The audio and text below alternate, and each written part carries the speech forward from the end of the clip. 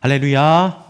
한 주간 평안하셨습니까? 하나님의 은혜가 저와 여러분의 삶 가운데 늘 항상 함께 하시길 주의 이름으로 축복합니다.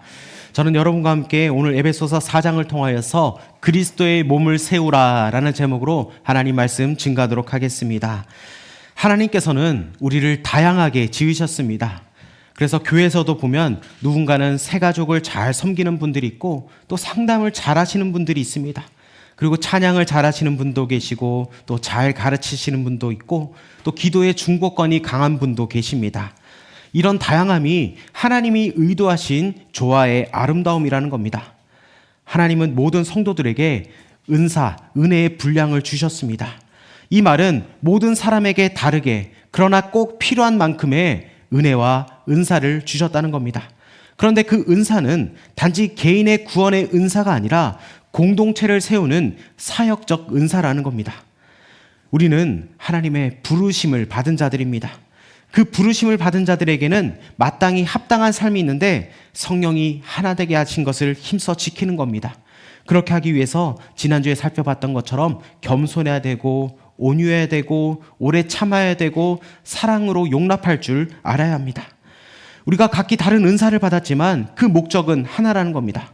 바로 그리스도의 몸을 세우기 위함이라는 겁니다. 오늘 말씀을 통하여서 그러면 어떻게 하면 그리스도의 몸을 세워나갈 것인가? 오늘 말씀을 통해 살펴보길 원합니다. 먼저 그리스도의 몸을 세워나가기 위해서는 은사의 분량을 인식해야 한다는 겁니다.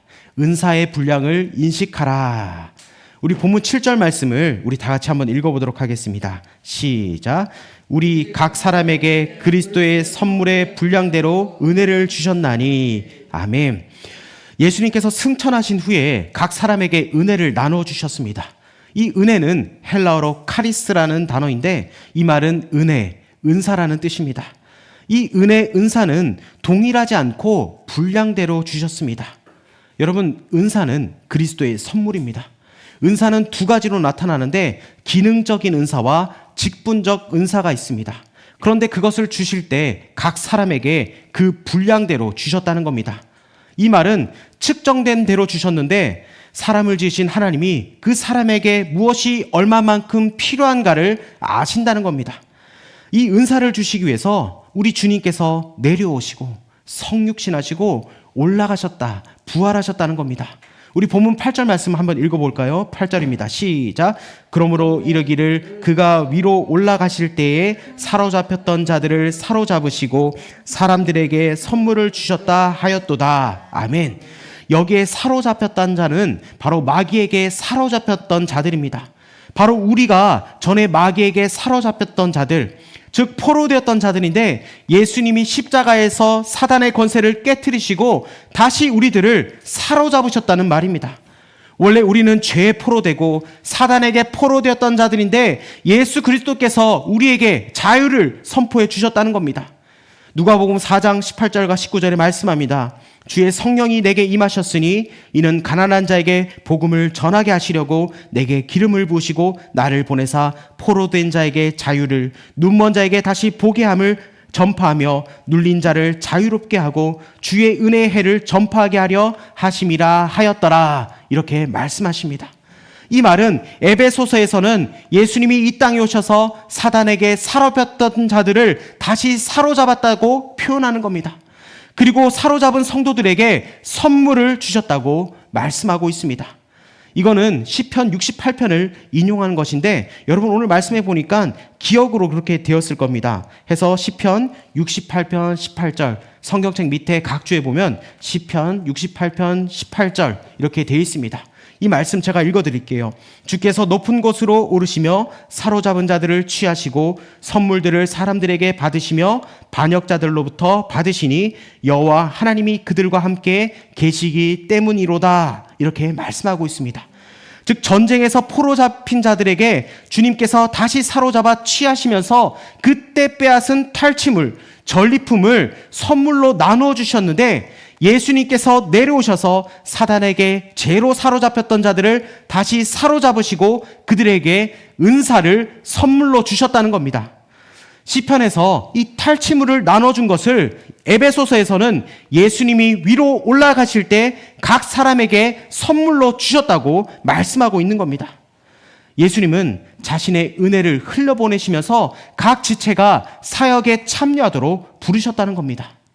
예수님은 하늘로 올라가셔서 멀리 계신 분이 아니라 지금도 교회를 통해서 세상을 그분의 임재로 충만하게 채워주신다는 겁니다. 우리 본문 9절과 10절 한번 읽어볼까요? 시작. 올라가셨다 하였은즉 땅 아래 낮은 곳으로 내리셨던 것이 아니면 무엇이냐? 내리셨던 그가 곧 모든 하늘 위에 오르신 자니 이는 만물을 충만하게 하려 하심이라. 아멘. 여러분, 여기서 올라가셨다는 말은 땅 아래로 내리셨다는 말이 전제입니다.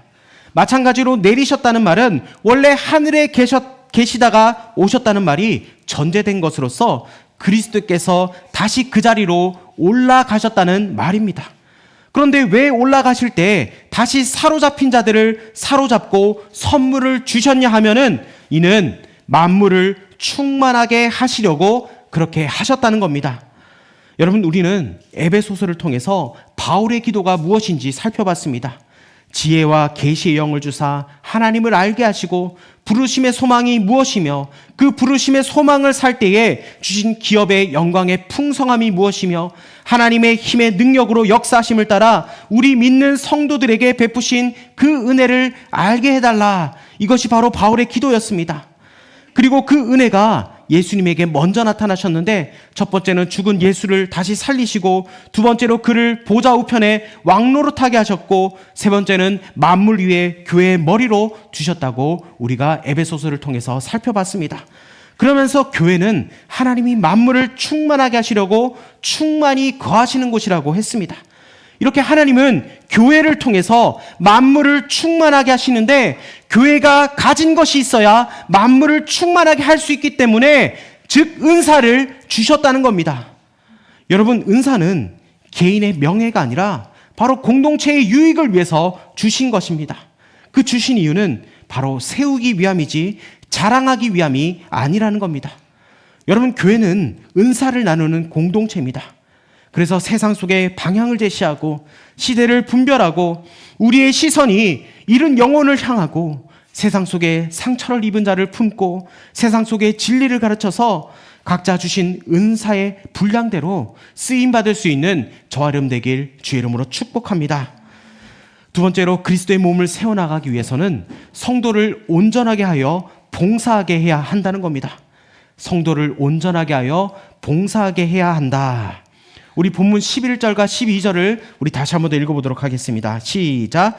그가 어떤 사람은 사도로, 어떤 사람은 선지자로, 어떤 사람은 복음 전하는 자로, 어떤 사람은 목사와 교사로 삼으셨으니 이는 성도를 온전하게 하여 봉사의 일을 하게 하며 그리스도의 몸을 세우려 하심이라. 아멘. 하나님께서는 이 교회를 세우기 위해서 5가지 직임, 직분을 주셨습니다. 사도, 선지자, 복음 전하는 자, 목사, 교사입니다. 은사는 크게 2종류가 있다고 했습니다. 아까 뭐라고 했습니까? 기능적 은사와 직임적 은사가 있다고 했습니다. 이 기능적 은사는 고린도전서 12장에 나와 있는데 우리 말씀을 한번 찾아봅시다. 고린도전서 12장 4절과 5절을 먼저 찾아봅시다. 고린도전서 12장 4절과 5절 우리 신약 276면에 있습니다. 고린도전서 12장 이 말씀을 딱 펴놓고 말씀을 같이 봅시다. 고린도전서 12장 4절과 5절 276면에 있습니다. 자, 다 찾으셨습니까? 자, 고린도전서 12장 4절과 5절 우리 다 같이 읽어봅시다. 시작. 은사는 여러 가지나 성령은 같고 직분은 여러 가지나 주는 같으며. 아멘. 여기에서 말하는 여러 가지의 은사는 바로 기능적 은사라는 겁니다. 이 기능적 은사는 여러 가지가 있지만 그것을 주시는 성령은 한 분이라는 겁니다. 여러분, 우리 12장 8절에서 11절까지를 한번 우리 읽어보도록 하겠습니다. 자, 12장 8절에서 11절까지 시작. 어떤 사람에게는 성령으로 말미암아 지혜의 말씀을, 어떤 사람에게는 같은 성령을 따라 지식의 말씀을, 다른 사람에게는 같은 성령으로 믿음을, 어떤 사람에게는 한 성령으로 병 고치는 은사를, 어떤 사람에게는 능력 행함을, 어떤 사람에게는 예언함을, 어떤 사람에게는 영들 분별함을, 다른 사람에게는 각종 방언 말함을, 어떤 사람에게는 방언들 통역함을 주시나니 이 모든 일은 같은 한 성령이 행하사 그의 뜻대로 각 사람에게 나누어 주시는 것이니라. 아멘. 우리가 지식의 말씀, 병 고치는 은사, 예언함 등 9가지의 기능적 은사를 이야기하면서 바로 성령의 뜻대로 각 사람에게 나눠주신 것이라고 그렇게 말씀하고 있습니다. 제가 은사는 크게 2가지 은사가 있다 했습니다. 기능적 은사와 직임적 은사가 있다고 했습니다. 바로 5절에 직분이라고 되어 있는 직임적 은사는 전에 쓰던 개역 성경에 보면 직임이라고 되어 있습니다. 그러니까 직임과 직분은 같은 말입니다. 그리고 고린도전서 12장에는 이 기능적 은사와 직임적 은사가 섞여져 있는 구절이 나와 있는데, 우리 12장 28절, 우리 성경 한 장 넘기고 28절에 보면은 우리 나와 있는데 우리 다 같이 한번 읽어볼까요? 자, 시작. 하나님이 교회 중에 몇을 세우셨으니 첫째는 사도요, 둘째는 선지자요, 셋째는 교사요, 그 다음은 능력을 행하는 자요, 그 다음은 병 고치는 은사와 서로 돕는 것과 다스리는 것과 각종 방언을 말하는 것이라. 아멘. 여기에는 직임적 은사가 3가지만 소개되어 있는데, 오늘 우리가 읽었던 본문 에베소서 4장 11절에는 이 직임적 은사가 5가지로 소개되어 있습니다. 자, 이제 다시 우리 에베소서로 넘어와서 우리 4장 11절 말씀 우리 다시 한 번 더 우리 읽어보도록 하겠습니다. 시작. 그가 어떤 사람은 사도로, 어떤 사람은 선지자로, 어떤 사람은 복음 전하는 자로, 어떤 사람은 목사와 교사로 삼으셨으니. 아멘. 우리가 하나님의 자녀가 되면 하나님께서는 이 5가지 직임적 은사를 우리에게 주신다고 말씀하십니다. 각 사람의 분량에 따라 주시는데, 어떤 사람에게는 사도적 은사, 선지자적 은사, 복음적 은사, 그리고 목자적 은사, 교사적 은사를 우리에게 주신다고 말씀하십니다. 여러분, 사도라는 말은 아포스톨로스라는 말을 쓰는데, 이 말은 보내심을 받은 자라는 뜻입니다. 원래 로마 황제가 먼저 쓴 말로서 황제가 정복국들을 다 다스릴 수가 없어서 총독들을 각 지역에 보내서 다스리게 했는데, 그 총독들을 바로 아포스톨로스라고 불렀습니다. 이 말은 예수님이 제자들에게 쓰신 것이고, 바울 또한 이 단어를 사용하고 있습니다. 당시 총독들은 자신에게 맡겨진 지역 가운데의 지역을 정해놓고 그 지역을 돌아다니면서 그 땅을 다스렸습니다. 이처럼 사도는 하나님의 나라를 전파하고 하나님 나라의 모습을 그려주면서 그 문화를 심으라고 보내심을 받은 자리라는 겁니다. 이런 사도적 기름 부으심이 없는 성도들은 자기 자신과 자기 교회, 자기 가족에게 한정된 마음으로 기도하지만, 이런 사도적 기름 부으심이 있는 사람들은 자신의 문제를 가지고 기도를 시작하더라도 그 문제와 상관없이 하나님 나라의 큰 그림을 그려가면서 기도하는 자들이라는 겁니다. 그래서 자기와 아무 상관없는 나를 위해서 기도하다 보면은 결국에는 북한 땅을 위해서 기도하고 중국 땅을 위해서 기도하고 온 열방, 온 민족을 향해서 끝까지 하나님 나라의 큰 그림을 그리면서 나아가는 사람들이 바로 이런 사도적 기름 부으심이 있는 사람들입니다. 그래서 목회자의 목회자, 그리고 다른 교회들을 돌보는 교회가 바로 이런 사도적 은사를 가지고 바로 사도적인 교회입니다. 이런 사도적 기름 부으심은 있어도 되고 없어도 되는 것이 아니라 우리에게 꼭 필요하다는 겁니다.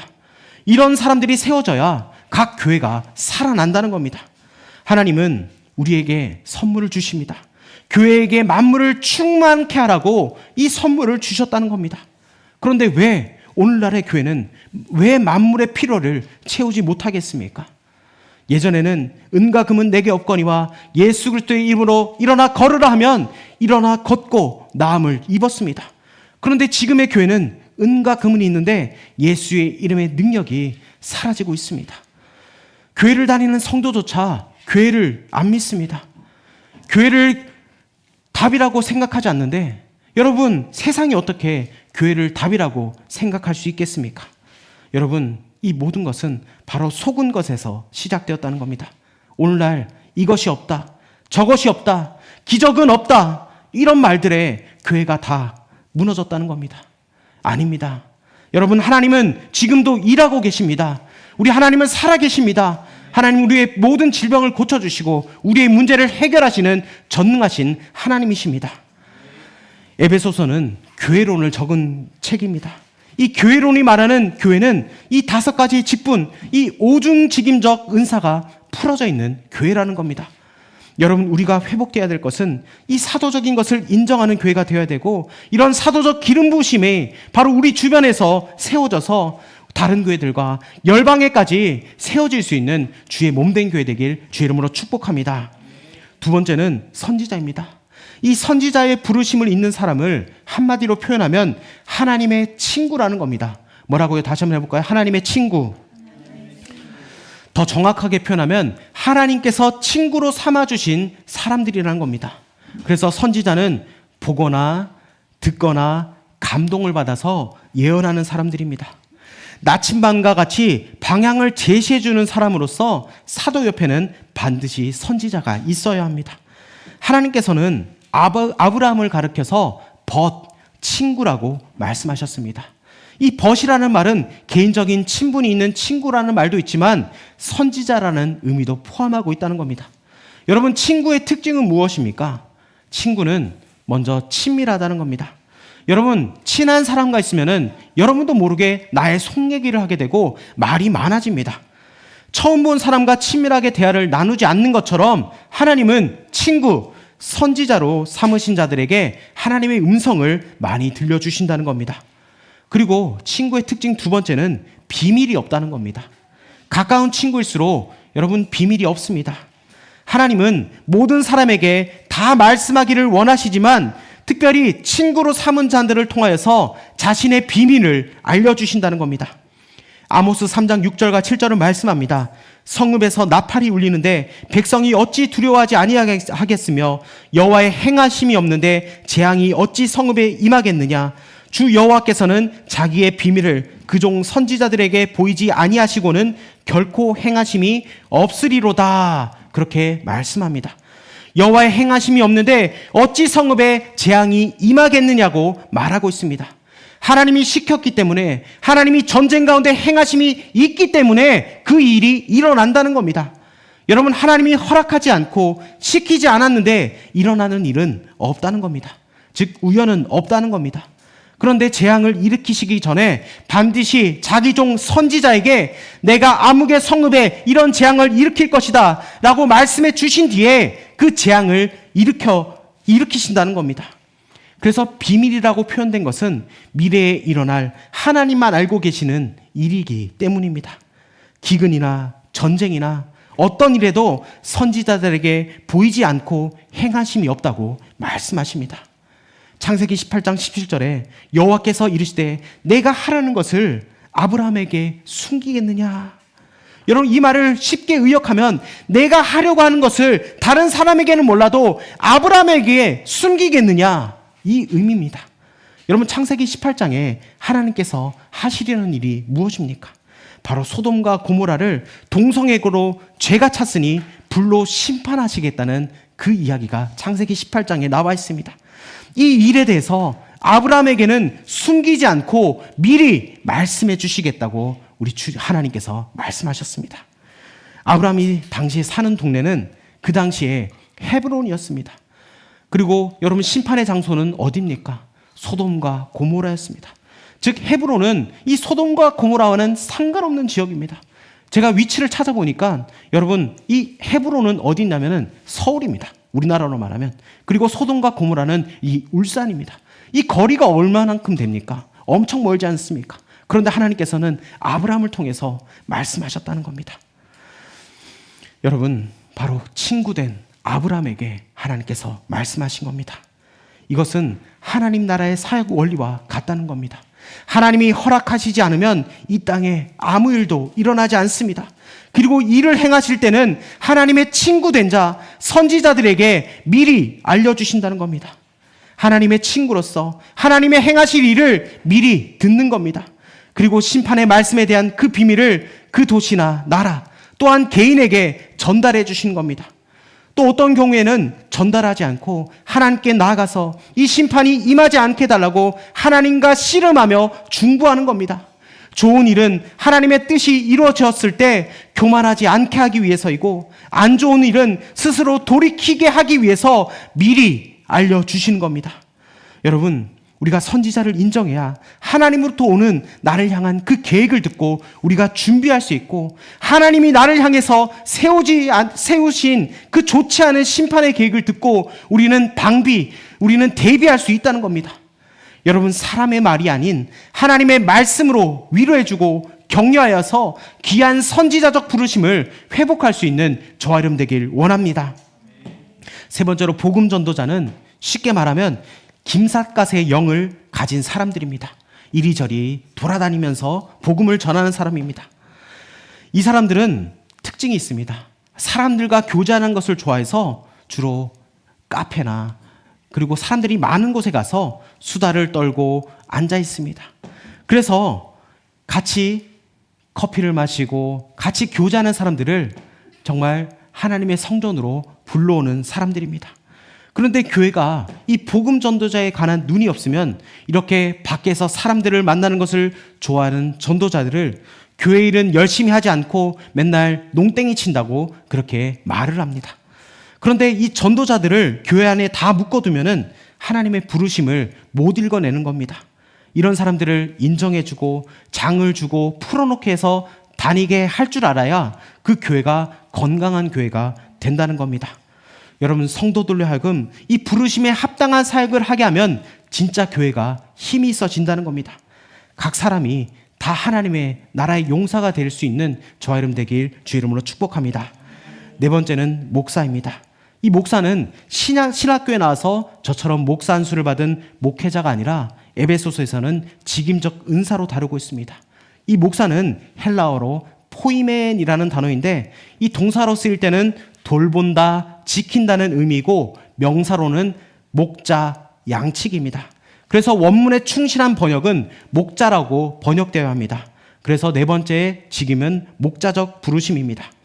예수님께서는 자신을 나는 선한 목자라고 이렇게 소개할 때도 이 목자, 포이멘이라는 단어를 썼습니다. 이 목자의 부르심이 있는 사람들은 교회 밖에 있는 영혼들보다 우리 안에 있는 양떼들처럼, 즉 교회 안에 있는 성도들에게 더 마음이 간다는 겁니다. 교회의 성도들을 돌보시는 것에 부르심이 있다는 겁니다. 여러분, 양이 병들면 누가 치료해 줍니까? 양들이 자기들끼리 약 발라주고 치료합니까? 아닙니다. 목자가 치료해 준다는 겁니다. 그래서 필립 켈러가 쓴 양과 목자의 책에 보면은 양이 거꾸로 뒤집어졌을 때 그때 목자가 뒤집어주지 않은 채 이틀이 지나면 양은 배에 가스가 차서 죽는다고 합니다. 양들이 자기들끼리 싸우다가 다치면 목자가 와서 치료해주고, 사자나 곰이나 늑대가 와서 공격해도 목자가 지팡이와 막대기로 막아줘야 한다는 겁니다. 그래서 이런 목자적 부르심이 있는 사람들은 사람들을 치료하고 축사해 준다는 겁니다. 아무래도 치료하고 축사를 하다 보니까 이 손에 기름 부심이 있는 자들입니다. 그리고 상담 또한 목자들이 담당하면 잘한다는 겁니다. 그냥 상담도 좋지만 하나님의 음성을 들을 줄 알면 예언적 상담도 할 수 있다는 겁니다. 예언적 상담은 들어주고 하나님의 음성을 레마의 말씀으로 주면 치료가 일어난다는 겁니다. 여러분, 하나님은 이 땅에 하늘 문화를 풀고 싶어 하십니다. 이 목자적 부르심으로 치료와 축사를 통해서 하늘 문화를 이 땅에 가져오는 자가 되길 주의 이름으로 축복합니다. 마지막은 교사적 부르심입니다. 이 교사는 가르치는 사람들입니다. 그런데 오늘 한국교회는 이 교사를 다 주일학교 교사로 바꿔버렸다는 겁니다. 아닙니다. 여러분, 이 교사적 부르심을 하기 위해서는 잘 가르치려면 연구하고 준행하고 가르치기를 결심하는 이 에스라 7장 10절에 기름 부심이 있어야 한다는 겁니다. 에스라 7장 10절 제가 읽어드리겠습니다. 에스라가 여호와의 율법을 연구하여 준행하며 율례와 규례를 이스라엘에게 가르치기로 결심하였더라. 아멘. 여러분, 에스라는 좋은 교사였습니다. 이 좋은 교사는 연구하는 시간이 있어야 합니다. 내가 교사적 부르심을 받았다면 성경을 많이 읽고 배우고 읽고 연구하고 또 말씀대로 자기가 먼저 살아봐야 한다는 겁니다. 그래서 가장 중요한 것은 말씀을 준행한다는 겁니다. 이 말씀을 준행해 본 사람은 말씀을 가르치는 것과 그렇게 살아보지 않은 사람이 가르치는 것은 듣는 자에게 그 무게가 다르다는 겁니다. 내가 말씀대로 살아봤을 때 그 말씀이 더 힘이 있다는 겁니다. 여러분, 말씀을 연구하고 그대로 살아보고 그런 다음에 가르치기로 결심할 때 비로소 좋은 교사가 될 수 있다는 겁니다. 이렇게 하나님께서 5가지 직분을 주신 것은 그 직분과 그것에 합당한 은사로 교회를 세울 뿐만 아니라 바로 세상을 충만케 하시기 위해서입니다. 이 5가지 직임을 주신 이유가 먼저 성도를 온전케 하고 그 다음에 봉사의 일을 하게 하셨다고 하셨는데, 이 온전케 하다는 말이 영어 성경에 보니까 준비시킨다의 뜻인 prepare라는 말입니다. 은사를 주신 이유는 바로 성도를 준비시키게 한다는 겁니다. 이 온전케 하다는 말의 원어에는 어떤 표현이 있냐면 그물을 기운다는 겁니다. 내일 고기를 잡으러 갈 사람이 내일을 위해서 오늘 찢겨진 그 그물을 미리 기워서 준비해 두는 것이 바로 이 온전케 하다는 것의 어원이라는 겁니다. 여러분, 직분의 부르심을 알았다면 바로 그것을 실행하는 것이 아니라 바로 준비해야 한다는 겁니다. 성도를 준비시켜서 봉사의 일을 하게 해야 한다는 겁니다. 그래서 사도적 직임이 있는 사람들은 사도의 일을 해야 하고, 선지자적 직임이 있는 자들은 예언하는 일을 해야 하고, 복음 전도자적 직임이 있는 사람들은 사람들을 전도하는 일을 해야 한다는 겁니다. 그리고 목자적 부르심이 있는 자들은 치료하고 축사하는 일을 해야 되고, 교사적 직임이 있는 사람들은 말씀을 가르치는 일을 해야 한다는 겁니다. 반드시 그 부르심대로 섬겨야 한다는 겁니다. 여러분, 예수님께서도 이 땅에서 사역하실 때 이 원리대로 하셨다는 겁니다. 제가 누가복음 4장 18절 말씀 다시 한번 읽어드릴게요. 주의 성령이 내게 임하셨으니 이는 가난한 자에게 복음을 전하게 하시려고. 여러분, 어떤 직임입니까? 전도자입니다. 내게 기름을 부으시고 나를 보내사 포로된 자에게 자유를. 여러분, 하나님의 말씀으로 가르치는 게 무엇입니까? 바로 교사의 직분이죠. 눈먼 자에게 다시 보게 함을 전파하며. 여러분, 선지자의 기름 부으심 아닙니까? 눌린 자를 자유롭게, 목자의 기름 부으심, 주의 은혜의 해를 전파하게 하려 하심이라. 바로 사도적인 기름 부으심으로 우리 예수님께서 이렇게 사역을 하셨다는 겁니다. 여러분, 자신의 부르심을 발견하고 은사대로 섬기면 그리스도의 몸인 교회는 저절로 세워지게 되어 있다는 겁니다. 여러분, 은사대로 섬기면 우리 마음에 기쁨이 있습니다. 자기 은사대로 섬기면 기쁨이 있고 열매는 저절로 따라오게 되어 있다는 겁니다. 여러분, 그리스도의 몸은 어디입니까? 바로 교회입니다. 교회란 여러분 한 사람 한 사람이 바로 교회이고, 한 사람 한 사람이 모인 모임도 교회라는 겁니다. 그래서 그리스도의 몸을 세운다는 것은 성도 한 사람을 세우는 것과 교회를 세우는 것, 이 2가지가 포함된다는 겁니다. 여러분, 사도행전이 쓰여진 초대교회 때는 이 에베소서가 말하는 교회의 형태가 이루어져서 세상에 답이 되었는데 지금은 많이 사라졌습니다. 최근 한국교회 트렌드 2026년이라는 책에 보면 한국교회를 분석했습니다. 그런데 어떤 기사가 있냐면 무당을 찾아가는 기독교인의 비율이 교회를 안 다니는 사람과 그 비율이 똑같다는 겁니다. 여러분, 왜 이런 일이 벌어질까요?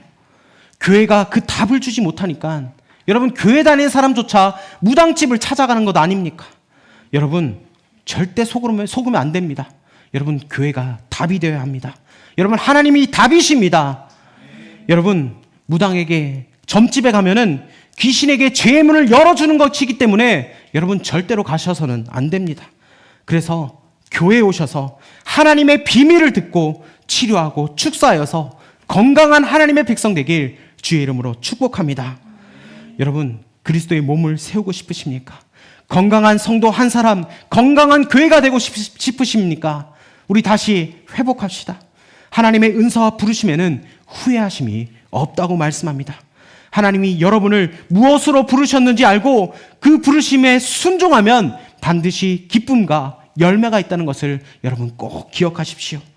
하나님께서 주신 이 은혜의 선물, 사도적, 선지자적, 전도자적, 목자적, 교사적 직분을 은사대로 잘 준비해서 기쁨이 넘쳐나서 주님의 몸된 교회를 함께 세워나갈 수 있는 저와 여러분 되길 주의 이름으로 축복합니다. 우리 시간 그 마음을 가지고 이 찬양으로 주님 앞에 나아갑시다.